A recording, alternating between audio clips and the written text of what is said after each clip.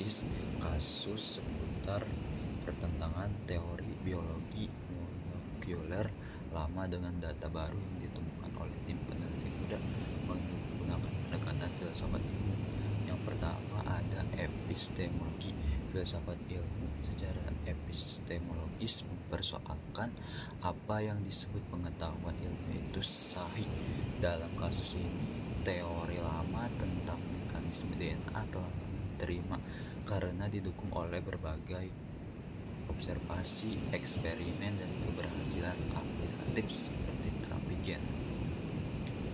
Namun, filsafat ilmu mengajarkan bahwa tidak ada teori ilmiah yang bersifat mutlak.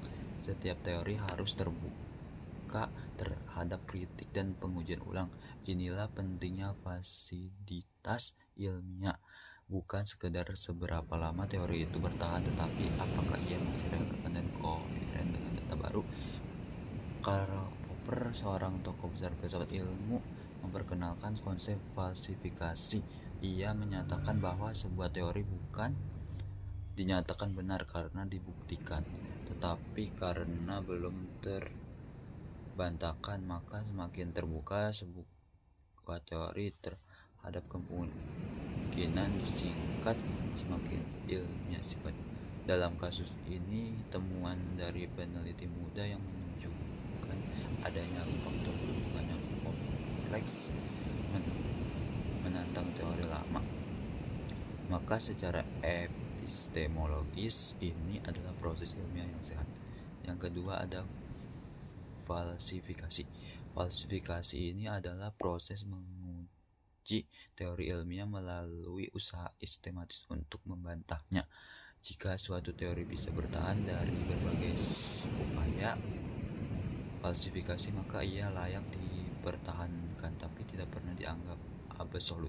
Dalam konteks kasus ini, tim peneliti muda tidak asal menyala teori profesor. Mereka melalui metode eksperimen yang sistematis, desain pengujian yang valid, dan analisis statistik yang mendalam. Ia mencerminkan penggunaan metode ilmiah secara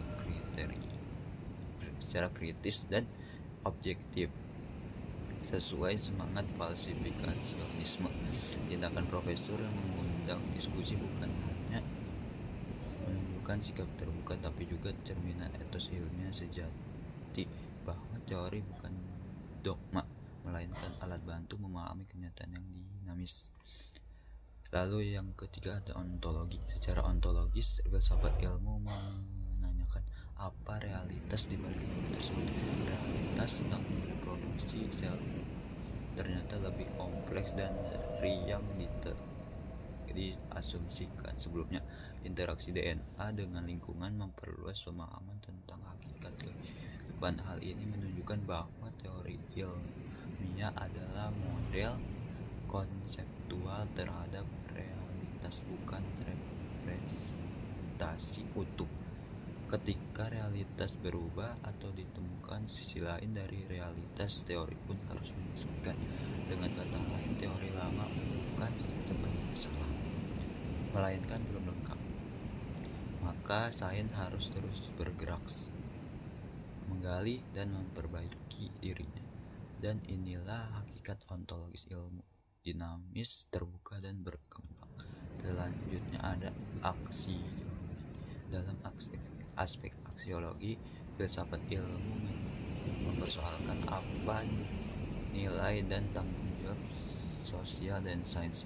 Profesor yang merasa tertekan perlu disadarkan bahwa nilai sebuah ilmuwan bukan pada keabdian teorinya, melainkan pada kontribusinya dalam membangun tradisi ilmiah yang terbuka dan rasional. Begitu pula para peneliti muda. Meski membawa data baru, mereka tidak arogan, mereka tetap membuka ruang kolaborasi dan verifikasi.